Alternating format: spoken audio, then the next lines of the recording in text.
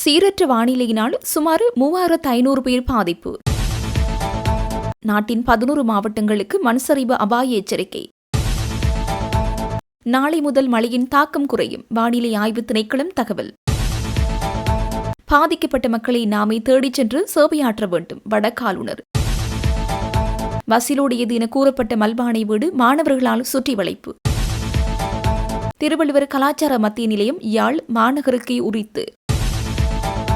களியாட்ட நிகழ்வுகளை ஒதுக்கி வைத்து முள்ளிவாய்க்கால் படுகொலையை நினைவு கூறுங்கள், தாயகச் செயலணி அழைப்பு.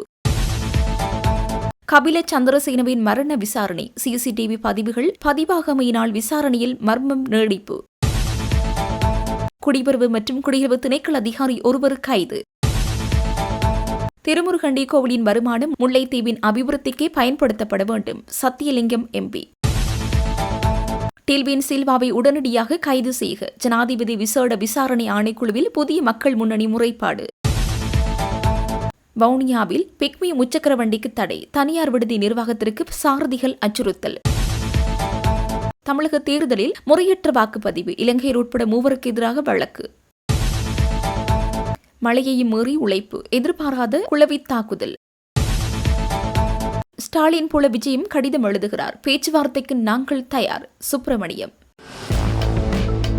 நாட்டில் நிலவும் சீரற்ற வானிலை காரணமாக 7 மாவட்டங்களைச் சேர்ந்த மக்கள் கடுமையாக பாதிக்கப்பட்டுள்ளதாக அனர்த்த முகாமைத்துவ நிலையம் தெரிவித்துள்ளது. தற்போதைய நிலவரப்படி 1113 குடும்பங்களைச் சேர்ந்த 3475 நபர்கள் பாதிக்கப்பட்டுள்ளதாக அந்த திணைக்களம் வெளியிட்டுள்ள அறிக்கையில் குறிப்பிடப்பட்டுள்ளது. மட்டக்களப்பு மாவட்டத்தின் கோரளைப்பற்று தெற்கு பிரதேச செயலக பிரிவில் சீரற்ற வானிலை காரணமாக ஒரு மரணம் பதிவாகியுள்ளது. 7 மாவட்டங்களில் உள்ள 35 பிரதேச செயலக பிரிவுகளில் பாதிப்புகள் ஏற்பட்டுள்ளதோடு 489 குடும்பங்கள் சேர்ந்த 1310 நபர்கள் 8 பாதுகாப்பு நிலையங்களில் தங்க வைக்கப்பட்டுள்ளனர். சுமார் 88 வீடுகள் பகுதியளவில் சேதமடைந்துள்ளதாக அனர்த்த முகாமைத்துவ நிலையம் குறிப்பிட்டுள்ளது. அதிகபட்சமாக புத்தளம் மாவட்டத்தில் மட்டும் 474 குடும்பங்களைச் சேர்ந்த 1264 பேர் பாதிக்கப்பட்டுள்ளனர். நீர்ப்பாசன திணைக்களத்தின் கட்டுப்பாட்டில் உள்ள 19 பிரதான நீர்த்தக்கங்களும் 19 நடுத்தர நீர்த்தக்கங்களும் தற்போது வான் பாய்கின்றன. அனுராதபுரம், ராஜாங்கனை, பதுளை, அம்பேவல, அம்பாந்தோட்டை, லுணுகம்பெகர, திசவாவி, வீரவில, ஜோதபாவி மற்றும் விறகல் ஆகிய நீர்த்தக்கங்கள் இதில் அடங்கும். எனவே நீர்நிலைகளின் தாழ்நில பகுதிகளில் வசிக்கும் மக்களும் ஆறுகளை அண்மித்து வாழும் மக்களும் மிகவும் அவதானத்துடன் இருக்குமாறு நீர்ப்பாசன திணைக்களம் கேட்டுக் கொண்டுள்ளது.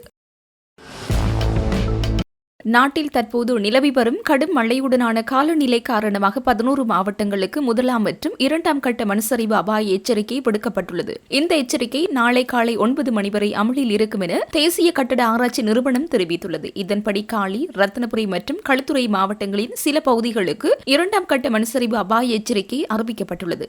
இதன்படி காலி, ரத்தினபுரி மற்றும் களுத்துறை மாவட்டங்களின் சில பகுதிகளுக்கு 2ஆம் கட்ட மண்சரிவு அபாய எச்சரிக்கை அறிவிக்கப்பட்டுள்ளது. அதன்படி காலி மாவட்டத்தில் நெலுவ பிரதேச செயலக பிரிவு, களுத்துறை மாவட்டத்தின் ஹொரணை, அகலவத்தை, பதுரளிய, வலல்லாவிட்ட மற்றும் மத்துகம பிரதேச செயலக பிரிவுகள், ரத்தினபுரி மாவட்டத்தின் பெல்மடுல பிரதேச செயலக பிரிவு ஆகியவை அதிக அவதான நிலையில் உள்ளதாக தெரிவிக்கப்பட்டுள்ளது. மேலும் பதுளை, கண்டி, கேகாலை, குருநாகல், மாத்தளை, மாத்தரை, மொனராகலை, நுவரெலியா உள்ளிட்ட மாவட்டங்களின் பல பிரதேச செயலக பிரிவுகளுக்கு 1ஆம் கட்ட எச்சரிக்கை விடுக்கப்பட்டுள்ளது. கண்டி மாவட்டத்தில் தும்பனை, ஜட்டினுவர, உடுனுவர, ஹாரிஸ்பத்துவ உள்ளிட்ட பல பிரதேசங்கள் அபாய வலயங்களாக அடையாளப்படுத்தப்பட்டன.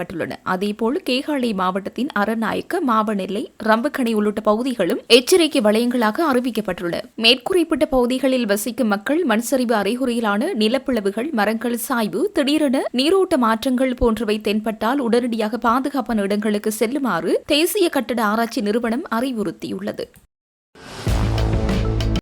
நாட்டில் நிலவி வரும் சீரற்ற காலநிலை மற்றும் மழையுடனான வானிலை நாளை முதல் படிப்படியாக குறைய தொடங்கும் என வானிலை ஆய்வு திணைக்களத்தின் பணிப்பாளர் நாயகம் அஜித் விஜயமன்ன தெரிவித்துள்ளார். தற்போது நிலவி வரும் குறைந்த அழுத்த மண்டலத்தின் தாக்கம் நாளை மாலை அளவில் குறைவடைவதால் நாளைக்கு பிறகு மழையின் வீரியம் நாட்டில் பெருமளவு தணியும் என்று அவர் குறிப்பிட்டுள்ளார். நேற்றைய தினத்துடன் ஒப்பிடுகையில் இன்று மழையின் அளவு ஓரளவுக்கு குறைவு தென்பட்ட போதிலும் நாட்டின் சில பகுதிகளில் இன்னும் பலத்த மழை பெய்யக்கூடிய சாத்தியக்கூறுகள் காணப்படுகின்றன. குறிப்பாக மேல் மற்றும் சபரகம மாகாணங்களின் தெற்கு மாகாணத்தின் காலி மற்றும் மாத்தறை மாவட்டங்களிலும் இன்று மழை பெய்யக்கூடும் என எதிர்பார்க்கப்படுகிறது. இதேவேளை மத்திய மாகாணத்தின் சில இடங்களிலும் இன்று மழையுடனான வானிலை தொடரும் என தெரிவித்த பணிப்பாளர் நாயகம் இந்த பகுதிகளில் சில இடங்களில் இன்று 100 மில்லிமீட்டர் வரை மழை வீழ்ச்சி பதிவாகக்கூடும் என்றும் சுட்டிக்காட்டியுள்ளார். எனவே மழை குறையும் வரை பொதுமக்கள் அவதானத்துடன் இருக்குமாறு அறிவுறுத்தப்படுகிறார்கள்.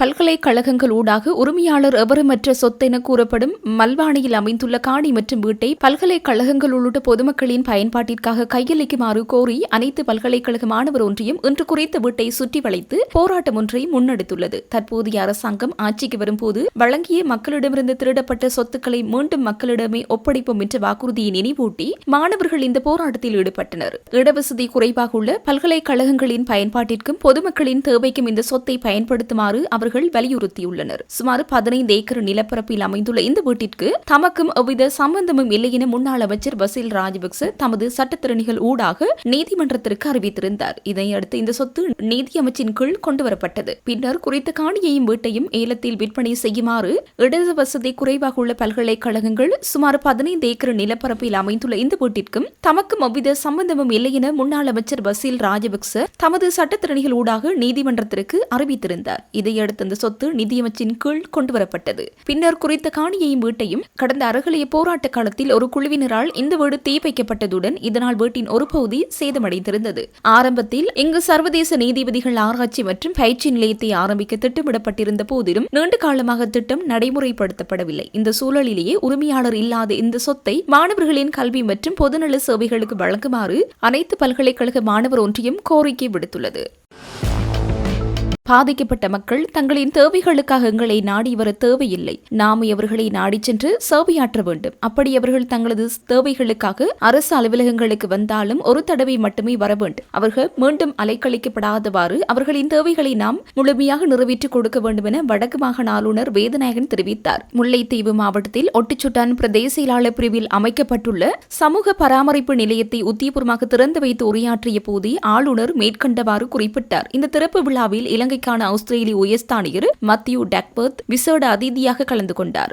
சிறுவர்கள், பெண்கள், முதியோர், மாற்றுத்திறனாளிகள் மற்றும் விசேட தேவையுடையோர் என பலரும் தமக்கான சேவையை பெற பல அரசு அலுவலகங்களும் பல மேசைகளும் ஏறி இறங்க வேண்டியிருந்த சவாலான நிலைமையை மாற்றியமைக்கும் வகையிலே இந்த புதிய சமூக பராமரிப்பு நிலையம் அறிமுகப்படுத்தப்பட்டுள்ளது. இதற்கமைய பல்வேறு நிறுவனங்களின் ஊடாக வழங்கப்படும் சுமார் 60 வகையான சேவைகளை பாதிக்கப்பட்ட மக்கள் இனி ஒரே இடத்தில் இலகுவாக பெற்றுக் கொள்ள முடியும். அரசு திணைக்களங்களின் எல்லைகளை தாண்டி மக்களின் தேவைகளை மையமாக கொண்டு இந்த சேவைகள் ஒருங்கிணைக்கப்பட்டுள்ளன. பாதிக்கப்பட்ட மக்கள் தமது துன்பக் கதைகளை ஒவ்வொரு அதிகாரியிடமும் திரும்ப திரும்ப கூற வேண்டிய நிலைமை இங்கு நீக்கப்பட்டு அவர்களின் தேவைகள் மிகவும் உணர்திறனுடன் பதிவு செய்யப்படுகின்றன. தனிநபர்களை நம்பியிருந்த பின்தொடர் நடவடிக்கைகள் மாற்றப்பட்டு ஒருங்கிணைந்த குழுவினரால் பயனாளிகள் முகாமைத்துவ முறைமையின் ஊடாக சேவைகள் டிஜிட்டல் முறையில் தொடர்ச்சியாக கண்காணிக்கப்படுகின்றன. இது அரசாங்கம் குடிமக்களை சந்திக்கும் விதத்தில் ஏற்படுத்தப்பட்டுள்ள ஒரு பாரிய நடைமுறை சீர்திருத்தமாகும். இந்த நிகழ்வில் உரையாற்றிய ஆளுநர் கூறுகையில், நாங்கள் எங்களுடைய பாதிக்கப்பட்ட மக்களோட எங்களை தேடி வரக்கூடாது, நாங்களா தேடி போகணும். அப்படி அலுவலகத்துக்கு வந்தாலும் 2ஆம் நேரம் திரும்பி வரக்கூடாது. அது மட்டுமில்லை, அவர்கள் தங்களுடைய தேவை கேட்டு வரும்போது நாங்கள் அந்த தேவைகளை எங்களால் செய்ய முடியாவிட்டால் கூட மற்ற திணைக்களங்களோ அல்லது செய்யப்பட்ட நிறுவனங்களோட தொடர்பு எடுத்து கொடுக்க வேணும். அதுதான் எங்களுடைய முயற்சி, அதுதான் முக்கியமானது. யாழ்ப்பாண மாநகர சபைக்கு சொந்தமான சொத்துக்கள் மற்றும் முதலீடுகள் அந்த சபைக்கு உரித்தானதாக இருக்க வேண்டும். அதனை வேறெவரும் ஆளுகை செய்ய முடியாது என முன்னாள் முதல்வர் ஜோகேஸ்வரி பட்குணராஜா வலியுறுத்தியுள்ளார். அதன் அடிப்படையில் யாழ் திருவள்ளுவர் கலாச்சார நிலையத்தின் நிர்வாகம் மாநகர சபையிடமே இருக்க வேண்டும் என்றும் அவர் சுட்டிக்காட்டினார். யாழ்ப்பாண மாநகர சபையின் மாதாந்த அமர்வு இன்று முதல்வர் மதிவதனி தலைமையில் நடைபெற்றது. இதன்போது யாழ் திருவள்ளுவர் கலாச்சார மத்திய நிலையம் தொடர்பாக மத்திய அரசால் உருவாக்கப்பட்ட நம்பிக்கை நிதியம் குறித்த அதிருப்தி வெளியிட்ட ஜோகேஸ்வரி பட்குணராஜா இது தொடர்பாக ஒரு முன்மொழிவை பிரேரித்தார். அவர் தனது உரையில் குறிப்பிட்ட முக்கிய அம்சங்கள் வருமாறு: யாழ்ப்பாண மாநகரத்தின் மையப்பகுதியில் மாநகர சபைக்கு சொந்தமான காணியில் இந்திய அரசாங்கத்தின் கொடியாக உருவானது திருவள்ளுவர் கலாச்சார மத்திய நிலையம். தற்போது இதன் நிர்வாகத்திற்காக அமைச்சரவை அனுமதியுடன் ஒரு நம்பிக்கை பொறுப்பு நிதியம் அமைக்கப்பட்டுள்ளது. உள்ளூராட்சி மன்றங்கள் என்பவை மக்களின் அடிப்படை அதிகார அமைப்புகளாகும். எனவே தனது காணியில் அமைந்துள்ள ஒரு நம்பிக்கை பொறுப்பு நிதியம் அமைக்கப்பட்டுள்ளது. உள்ளூராட்சி மன்றங்கள் என்பவை மக்களின் அடிப்படை அதிகார அமைப்புகளாகும். எனவே தனது காணியில் அமைந்துள்ள ஒரு நிலையத்தை நிர்வகிக்கும் உள்ளூருமே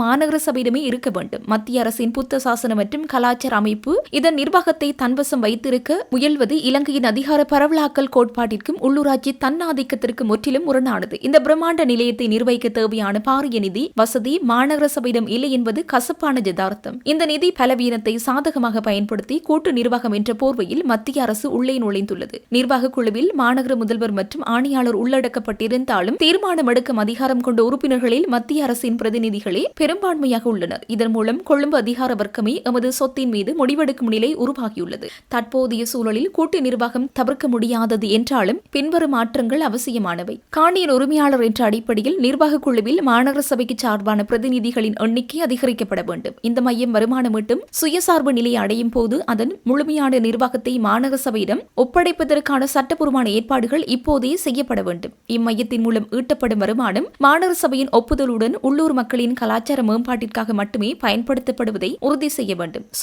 சொத்து எமது மாநகரத்தினுடையது, அதிகாரம் மட்டும் ஏன் அந்நியப்பட வேண்டும் என அவர் கேள்வி எழுப்பினார். இந்த முன்மொழிவின் அவசியத்தை உணர்ந்து சபை உறுப்பினர்கள் அதற்கு முழுமையான ஆதரவை வழங்கியதுடன் பிரேரணை ஏகமனதாக நிறைவேற்றப்பட்டது. சபையின் உரிமையை உறுதிப்படுத்த எந்த எல்லைக்கும் சென்று ஒத்துழைப்பதாக உறுப்பினர்கள் இதன்போது உறுதியளித்தனர்.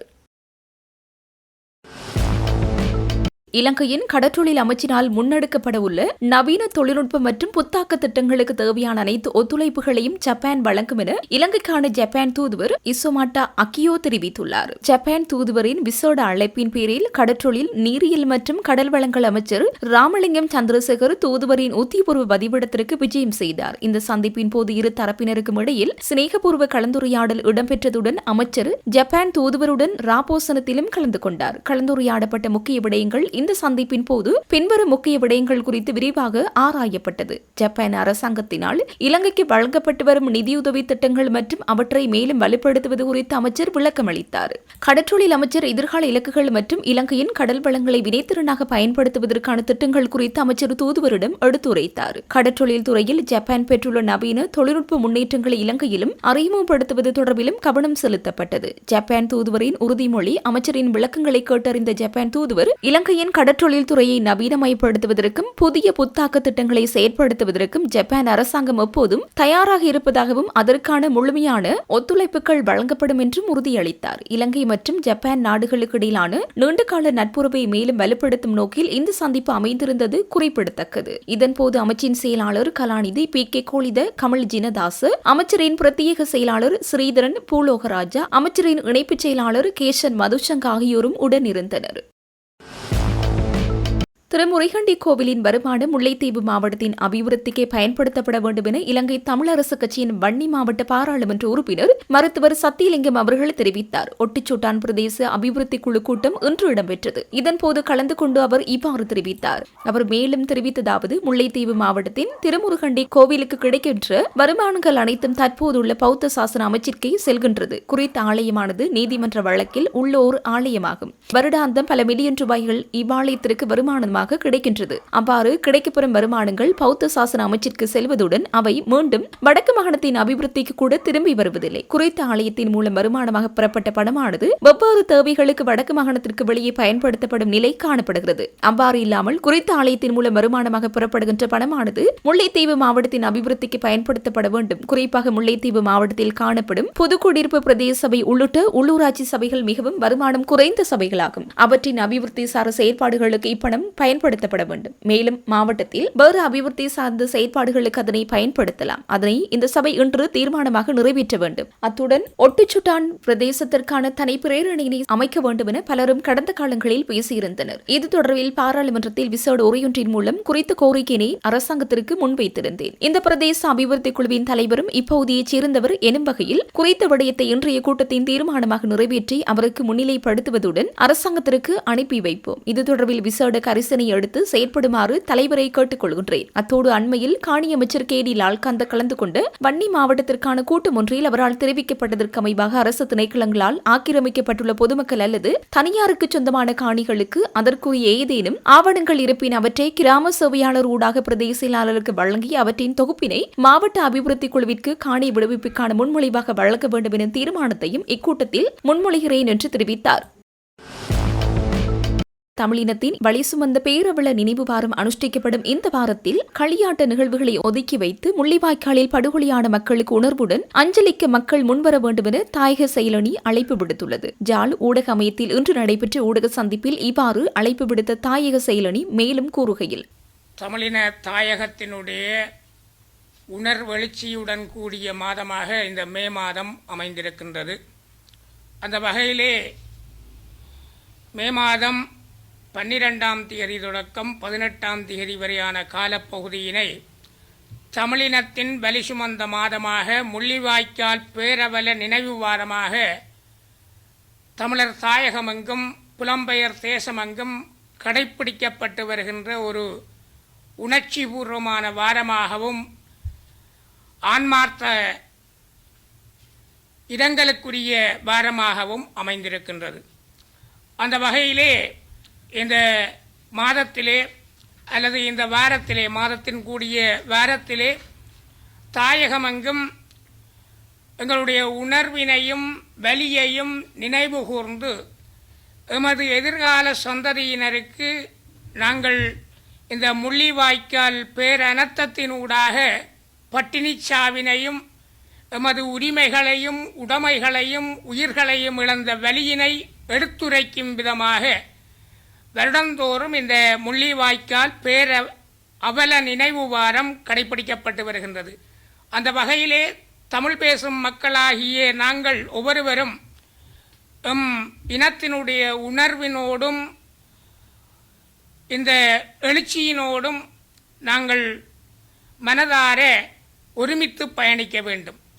அந்த வகையிலே இந்த வாரத்திலே தாயகமெங்கும் சில இடங்களில் களியாட்ட நிகழ்வுகள், வேறு விதமான நினைவு தினங்கள் மற்றும் விளையாட்டுப் போட்டிகள் போன்ற வேறு விதமான நிகழ்வுகள் எல்லாத்தையும் புறக்கணித்து இந்த உணர்வெழுச்சியுடன் கூடிய இந்த அவல நினைவு வாரத்தினை நாங்கள் எல்லோருமே கடைப்பிடிக்க வேண்டும், உணர்வெழுச்சியுடன் கடைப்பிடிக்க வேண்டும். அதற்கு எல்லோருடைய ஒத்துழைப்பும் இந்த வேளையிலே கேட்டு நிற்கின்றோம்.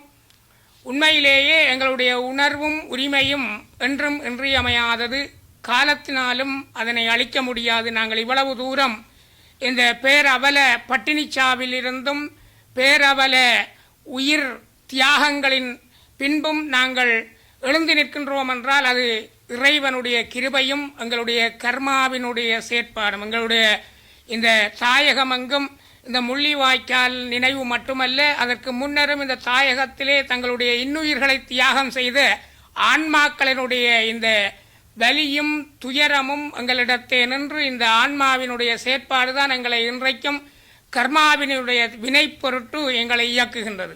அந்த வகையிலே நாங்கள் ஒவ்வொருவரையும் இதை ஆன்மார்த்தமாக கடைபிடிக்க வேண்டும். அதற்கு எல்லோரும் கடப்பாடுடையவர்களாக, தார்மீக பொறுப்புடையவர்களாக இருக்கின்றோம்.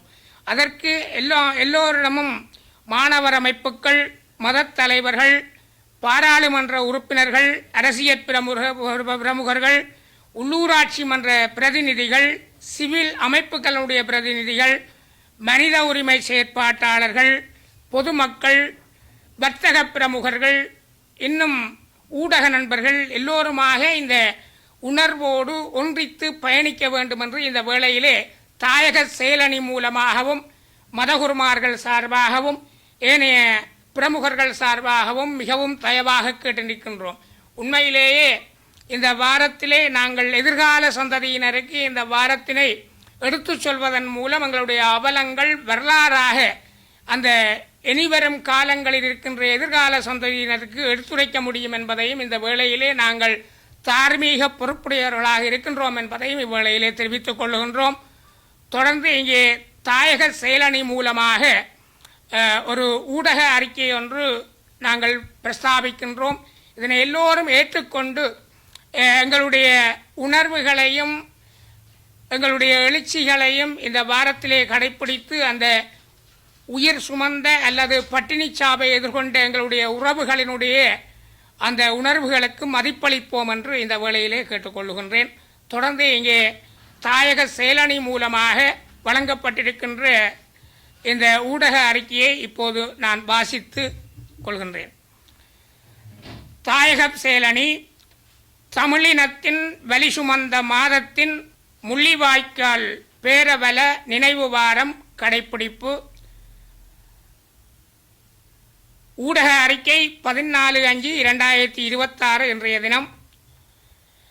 ஈழத் தமிழினத்தின் இனப்படுகொலை நாளாகிய மே 18 முள்ளிவாய்க்கால் பேரவலத்தின் 17ஆம் ஆண்டு நினைவேந்தலை கடைப்பிடிக்கும் முகமாக 2009 இறுதி யுத்தத்தின் போது எமது தமிழ் மக்கள் கொத்து கொத்தாக கொன்று குவிக்கப்பட்டு இனப்படுகொலை நடாத்தப்பட்டதின் நினைவாகவும் அக்காலப்பகுதியில் எமது மக்கள் பட்ட வேதனைகளை உணர்த்தும் விதமாகவும் தற்கால இளைய சமுதாயத்தினருக்கு எமது மக்கள் பட்ட துன்பதுயரங்களை கடத்தும் நோக்குடனும் எமது மக்கள் இறுதி யுத்த களத்தில் தங்களை பட்டினிச்சாவிலிருந்து தற்காத்து கொள்ள அருந்திய உப்பில்லா கஞ்சியினை நினைவூட்டும் விதமாகவும் அக்கஞ்சியினை வடக்கு கிழக்கு தாயக மக்கள் அனைவரும் பருகி மக்களின் துயரில் ஒன்றுகளுக்கும் உணர்வெழுச்சியுடன் கூடிய முள்ளிவாய்க்கால் கஞ்சிவாரம் 12/5/2026 தொடக்கம் 18/5/2026 வரையான தாயக செயலணியின் செயற்பாட்டில் வடக்கு கிழக்கு தாயக பகுதிகளில் முன்னெடுக்கப்பட்டு வருகின்றது. தமிழர் தாயக பகுதியான வடக்கு கிழக்கு பகுதிகளில் எமது மக்கள் இனப்படுகொலைக்கு உள்ளாக்கப்பட்ட பிரதேசங்களை மையப்படுத்தி நினைவு தூவிகள் அமைந்துள்ள இடங்கள் மற்றும் ஒவ்வொரு மாவட்டங்களிலும் முக்கிய பகுதிகளையும் உள்ளடக்கும் விதமாக இந்த முள்ளிவாய்க்கால் கஞ்சி வாரம் கடைபிடிக்கப்பட்டு வருகின்றது. தொடர்ந்து மே 18 வரை குறித்த நினைவேந்தல் கடைபிடிக்கப்பட உள்ளதுடன் இக்காலப்பகுதியில் நமது தாயக மக்களும் உணர்வுபூர்வமாக கலந்து எமது இனம் எதிர்நோக்கிய பட்டினி போரினுடைய துயரங்களில் பங்கெடுப்பதுடன் சிங்கள அரசு திட்டமிட்டு நடாத்திய அந்த பட்டினி போரின் வலிகளை தற்கால இளையோருக்கு உணர்த்த வேண்டிய கடப்பாடு அனைவருக்கும் உண்டு. மேலும் இக்காலப்பகுதிகளில் நமது மக்கள் தங்கள் பிரதேசங்களில் களியாட்ட நிகழ்வுகளை முக்கியமாக தவிர்ப்பதுடன் விளையாட்டுப் போட்டிகள் பொது நிகழ்வுகளையும் முழுமையாக தவிர்த்து இப்பெரும் இனப்படுகொலைக்கு உள்ளாக்கப்பட்ட எமது மக்களை நினைவு கூறும் முள்ளிவாய்க்கால் நினைவு வாரத்தை உணர்வுபூர்வமாக கடைபிடிக்குமாறு அன்புரிமையுடன் வேண்டி நிற்கின்றோம். மாணவர் அமைப்புகள், மதத் தலைவர்கள், பாராளுமன்ற உறுப்பினர்கள், அரசியல் பிரமுகர்கள், உள்ளூராட்சி மன்ற பிரதிநிதிகள், சிவில் அமைப்புகளின் பிரதிநிதிகள், மனித உரிமை செயற்பாட்டாளர்கள், பொதுமக்கள் என இன உணர்வாளர்கள் அனைவரும் ஸ்ரீலங்கா அரசு தமிழினத்திற்கு எதிராக உணவையும் மருந்தையும் முழுமையாக தடுத்து திட்டமிட்டு இனப்படுகொலை செய்யப்பட்ட எமது மக்களை நினைவு கூறும் நிகழ்வுகளில் கலந்து கொண்டு உறவுகள் பட்ட துயரில் பங்கெடுக்குமாறு பேரன்புரிமையுடன் வேண்டி நிற்கின்றோம். இவ்வண்ணம் தாயக செயலணியினர் மீண்டும் ஒரு முறை இந்த தாயக செயலணியினர் இந்த உணர்வு வாரத்திலே அன்புரிமையுடன் அழைத்திருக்கின்றார்கள். நன்றி.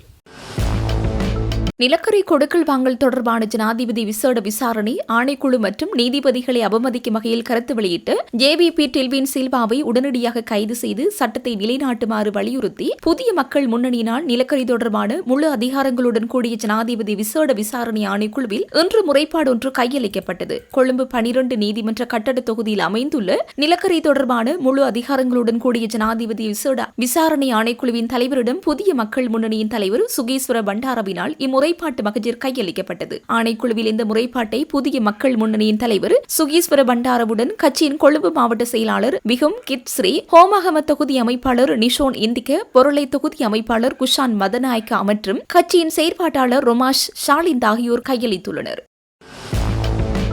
குடிவரவு மற்றும் குடியகல்வு திணைக்களத்தில் மென்பொருள் ஒன்றை நிறுவும் போது இடம்பெற்றதாக கூறப்படும் நிதி மோசடி தொடர்பாக அந்த திணைக்களத்தின் தகவல் தொழில்நுட்ப மற்றும் எல்லை கட்டுப்பாட்டு பிரிவின் கட்டுப்பாட்டாளரான ஹேரத் என்பவர் குற்றப்புலனாய்வு திணைக்களத்தினரால் கைது செய்யப்பட்டுள்ளார். குற்றப்புலனாய்வு திணைக்களத்தின் நிதி குற்றப்புலனாய்வு பிரிவினரால் மேற்கொள்ளப்பட்ட விசாரணைகளுக்கு அமைவாக இந்த கைது நடவடிக்கை முன்னெடுக்கப்பட்டுள்ளது. குடிவரவு மற்றும் குடியகல்வு திணைக்களத்திற்காக பயனர் மேலாண்மை தொகுதி எனப்படும் மென்பொருளை நிறுவுவதற்காக 98,31,250 ரூபாய் பணம் செலுத்தப்பட்டிருந்தும் அந்த மென்பொருளை நிறுவத் தவறியமை மற்றும் குடியகல்வு திணைக்களத்திற்காக பயனர் மேலாண்மை தொகுதி அந்த மென்பொருளை நிறுவத் தவறியமை மற்றும் மென்பொருளை பெற்றுக்கொள்ளாமல் அரசாங்க பணத்தை மோசடியான முறையில் பெற்றுக்கொண்டமை ஆகியவை இவர் மீது சுமத்தப்பட்டுள்ள பிரதான குற்றச்சாட்டுகளாகும். பண மோசடி தடுப்புச் சட்டத்தின் கீழ் முன்வைக்கப்பட்ட குற்றச்சாட்டுகளின் அடிப்படையில் இந்த அதிகாரி கைது செய்யப்பட்டுள்ளதாக போலீசார் தெரிவித்தனர். அரசாங்க பணத்தை முறையற்ற வகையில் பயன்படுத்தியமை மற்றும் மோசடி செய்தமை தொடர்பில் இவருக்கு எதிராக மேலதிக விசாரணைகள் முன்னெடுக்கப்பட்டு வருகின்றன. கைது செய்யப்பட்ட சந்தேக நபர் நீதிமன்றத்தில் ஆஜர்படுத்தப்பட நிலையில்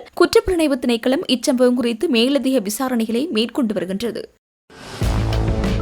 ஸ்ரீலங்கன் ஏர்லைன்ஸ் நிறுவனத்தின் முன்னாள் பிரதம நிறைவேற்று அதிகாரி கபில சந்திரசேனவின் சந்தேகத்திற்கிடமான மரணம் தொடர்பான வழக்கு விசாரணையில் அவர் உயிரிழந்த இடத்தில் இருந்த சிசிடிவி கேமராக்கள் இயங்கிய போதிலும் காட்சிகள் எவையும் பதிவாகவில்லை என கொழும்பு குற்றத்தடுப்பு பிரிவு இன்று நீதிமன்றத்தில் தெரிவித்துள்ளது. கொழும்பு கோட்டை நீதவான் பசன் அமரசேன முன்னிலையில் இன்று இந்த மரணம் தொடர்பான நீதவான் விசாரணை மற்றும் சாட்சி பதிவுகள் இடம்பெற்றன. இதன்போது 6 சாட்சியங்கள் நீதிமன்றத்தில் முன்னிலையாகி சாட்சியம் அளித்தனர். முன்னாள் பிரதம நிறைவேற்று அதிகாரி கபில சந்திரசேன முன்னாள் கிரிக்கெட் வீரர் அரவிந்த டி சில்வாவின் இல்லத்திலேயே உயிரிழந்திருந்தார். அந்த இல்லத்தில் சிசிடிவி கேமராக்கள் பொருத்தப்பட்டு அவை இயங்கும் நிலையில் இருந்த போதிலும் நீண்ட காலமாக அதில் காட்சிகள் எவையும் பதிவு செய்யப்படவில்லை என கொழும்பு குற்றத்தடுப்பு பிரிவினர் நீதவானுக்கு தெரிவித்தனர். இதனால் மரணம் நிகழ்ந்த இடத்தின் சாட்சிகள் எவையும் காவல்துறைக்கு கிடைக்கவில்லை. எனினும் உயிரிழந்தவர் தங்கியிருந்த இல்லத்திற்கு செல்லும் மற்றும் வெளியேறும் வழிகளை கொண்ட அயல் வீடுகளின் சிசிடிவி பதிவுகள் அனைத்தும் காவல்துறையினரால் பொறுப்பேற்கப்பட்டுள்ளதாக விசாரணை அதிகாரி நீதிமன்றத்தில் குறிப்பிட்டார். கடந்த மே 12ஆம் தேதி நீதிமன்ற அனுமதியுடன் உயிரிழந்தவருக்கு சொந்தமான மற்றொரு இல்லத்தில் காவல்துறையினர் சோதனை நடத்தினர். இதன்போது அங்கிருந்து கைப்பற்றப்பட்ட மடிக்கணனி மற்றும் சில முக்கிய ஆவணங்கள் இன்றைய வழக்கு விசாரணையின் போது மன்றுக்கு சமர்ப்பிக்கப்பட்டன. இவ்வழக்கு தொடர்பான மேலதிக விசாரணைகளை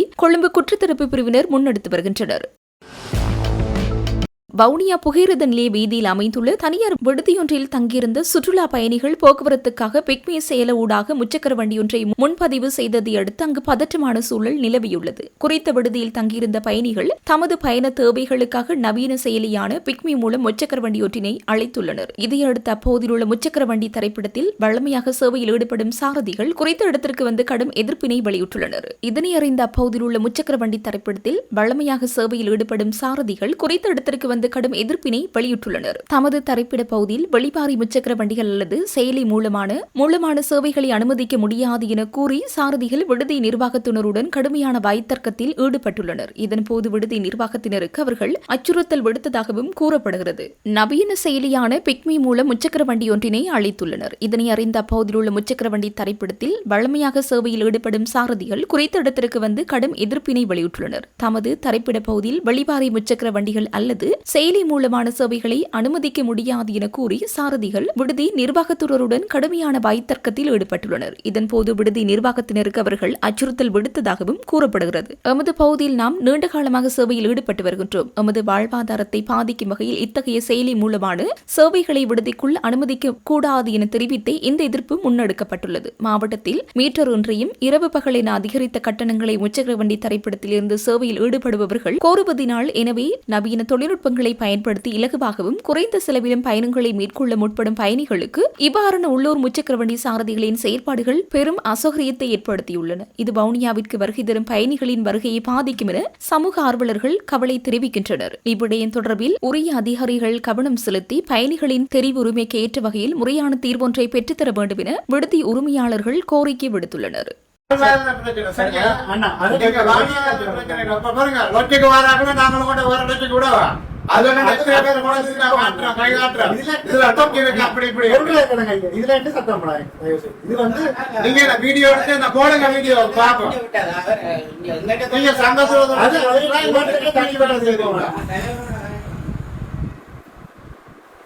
இதுல கிட்டத்தட்ட 40-50 ஆட்டோ இருக்கு. 50 பேருக்கு குடும்பம் யோசிச்சு பாருங்க. நீங்க பிக்மி ஆண்டே கொண்டு சங்கத்துல பிக்மி ஆஃபீஸ் அடிச்சிருக்கீங்க. நாங்க வரைக்கும் 30 ஆண்டு ஏற்கனவே உங்களுக்கு தெரியும். இதுல ஆட்டோக்கள் இருக்கு, தனிப்படங்கள் இருக்கு, 30 பேர் இத்தனை குடும்பங்கள் இருக்கு. நாங்க வாழ்வாதாரம் நாங்களும் நீங்க எப்படி சேவை செய்யறீங்களோ நாங்களும் அதை சேவை செய்யறோம்.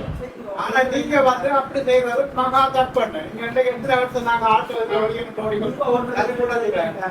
ஆனா நீங்க வாங்க பிக்மிய போட்டு அடிக்க ஓட்டுறான்னு சொன்னா என்ன சாப்பாடு நாங்களும் மலிவாத்தாங்க சாப்பாடு கொடுக்குறோம். நாங்க வெளியா கொடுக்க அப்ப நீங்க சூஸ் பண்றா அது கஸ்டமர் சூஸ் பண்ணா வேற. நீங்க சங்கத்துக்குள்ள இருந்தா அடிச்சு கொடுக்குறான்னு சொன்னா அப்ப யாரோட நம்ம வாங்கிக்கிறது? காலம் வந்து கதைச்சதுக்கு அவை சொன்னா நீங்க தான் அடிச்சு கொடுக்குறது. ஆயிரம் நாட்கள் நீங்க கதைக்கிறீங்க. சரி, ஓகே, ஒரு டைம் மட்டும் சொல்லிட்டு விட்டாங்க. நீங்க நீங்க சங்கத்தோட வழிய போகணும். நீங்க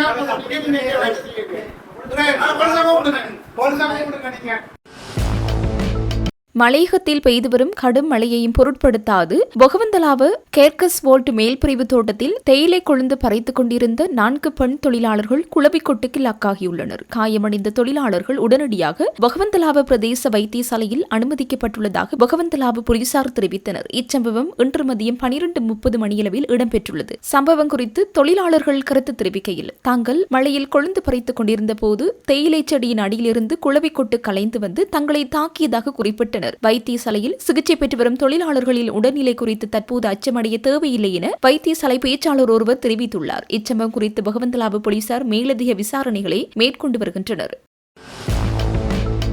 இலங்கை இந்திய மீனவர்களின் பிரச்சினைக்கு முன்னாள் தமிழக முதலமைச்சர் பேனா கொடுத்து கடிதம் எழுதுவது போல் தற்போதைய முதலமைச்சர் ஜோசப் விஜயும் கடிதம் எழுதுகிறார். 2 நாட்டு மீனவர்களையும் அழைத்து தமிழக முதலமைச்சர் ஒரு பேச்சுவார்த்தை நடத்த வேண்டும் என அகில இலங்கை மீனவ மற்றும் தொழிலாளர்களின் கூட்டமைப்பின்பாளர் தேசிய அமைப்பாளர் NV சுப்பிரமணியம் தெரிவித்தார். இன்று யாழ்ப்பாணத்தில் உள்ள அவரது இல்லத்தில் நடைபெற்ற ஊடகவியலாளர் சந்திப்பில் இதனை தெரிவித்தார். அங்கு அவர் மேலும் தெரிவிக்கையில், தமிழகத்தில் நடைபெற்ற திராவிட ஆட்சிகளை வீழ்த்தி தமிழக வெற்றிக் கழகத்தின் ஜோசப் விஜய் முதலமைச்சராக ஆட்சிப்பிடம் ஏறியுள்ளார். அவருக்கு எமது மக்கள் சார்பில் வாழ்த்துக்களை தெரிவித்துக் கொள்கின்றேன். பெண்கள் என்பதுடன் தமிழகத்தில் நடைபெற்ற திராவிட ஆட்சிகளை வீழ்த்தி தமிழக வெற்றி கழகத்தின் ஜோசப் விஜய் முதலமைச்சராக ஆட்சிப்பீடம் ஏறியுள்ளார். அவருக்கு எமது மக்கள் சார்பில் வாழ்த்துக்களை தெரிவித்துக் கொள்கின்றோம். இலங்கையில் 30 ஆண்டுகளாக இடம்பெற்ற போரினால் அளிக்கப்பட்டு பல பிரச்சினைகள் மத்தியில் சவால்களுடன் வாழ்ந்து வருகின்றோம். இவ்வாறான சூழ்நிலையில் எமக்கான வாழ்வாதாரமாக இருப்பது பாக்கு விரிகுடா வளைகுடா இடையான கடற்பரப்பே காணப்படுகிறது. இது இவ்வாறு இருக்கையில் அந்த கடற்பரப்பில் தொடர்ச்சியாக சட்டவிரோத தொழில்களில் தமிழக மீனவர்கள் ஈடுபடுகின்றார்கள். அந்த சட்டவிரோத தொழிலை தடுப்பதற்கு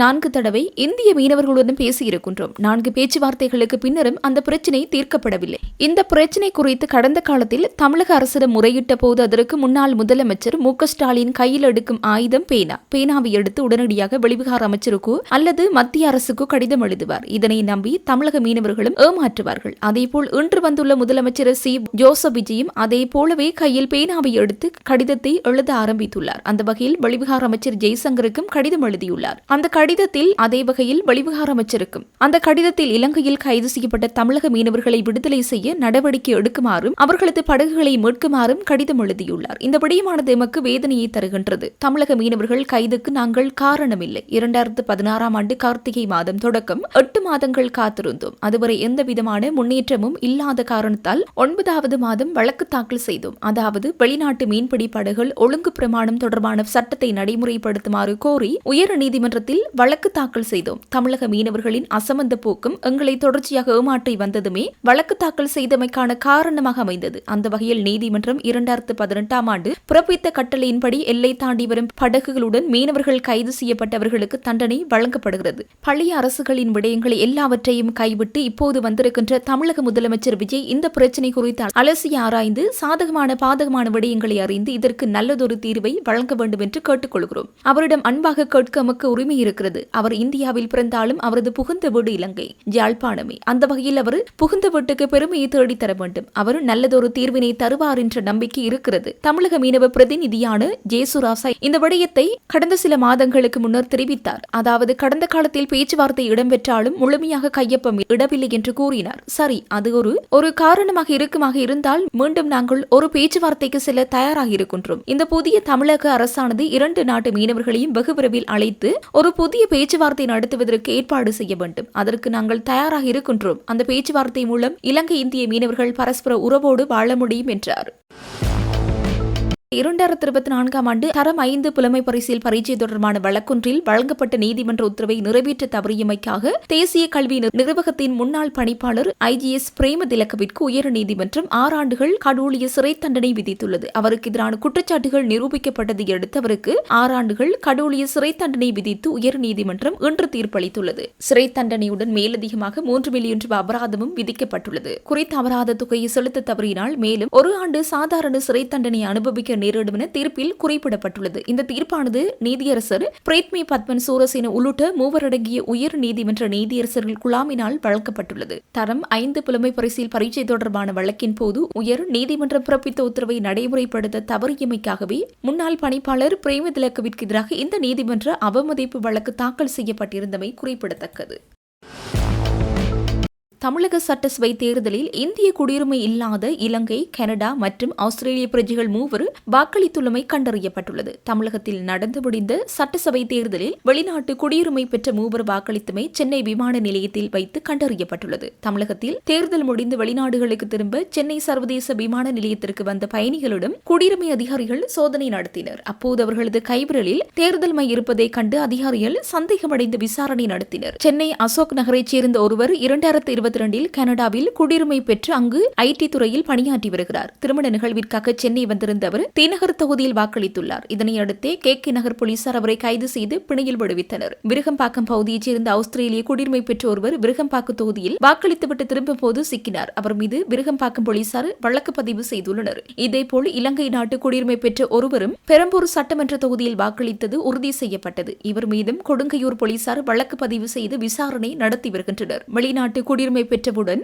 இந்திய குடியுரிமை மற்றும் வாக்காளர் அடையாள அட்டை தானாகவே ரத்தாகிவிடும். இருப்பினும் வாக்காளர் பட்டியல் திருத்தத்தின் போது இவர்களது பெயர்கள் நீக்கப்படாததால் பழைய அடையாள அட்டையை வைத்து இவர்கள் வாக்களித்துள்ளதாக தெரிய வருகிறது. நடந்து முடிந்த தேர்தலில் திருப்பத்தூர் தொகுதியில் தமிழக வெற்றிக் கழக வேட்பாளர் சீனிவாச சேதுபதி வரும் 1 வாக்கு வித்தியாசத்தில் வெற்றி பெற்றதாக அறிவிக்கப்பட்டார். இதையடுத்து எதிர்த்து திமுக வேட்பாளர் பெரிய கருப்பன் நீதிமன்றத்தில் வழக்கு தொடர்ந்துள்ளார். ஒவ்வொரு வாக்கும் வெற்றியின் முடிவை தீர்மானிக்கும் நிலையில் வெளிநாட்டு பிரஜைகள் எவ்வாறு வாக்களித்தார்கள் என்பது குறித்து உரிய விசாரணை நடத்தப்பட வேண்டும் என சமூக ஆர்வலர்கள் கோரிக்கை விடுத்துள்ளனர்.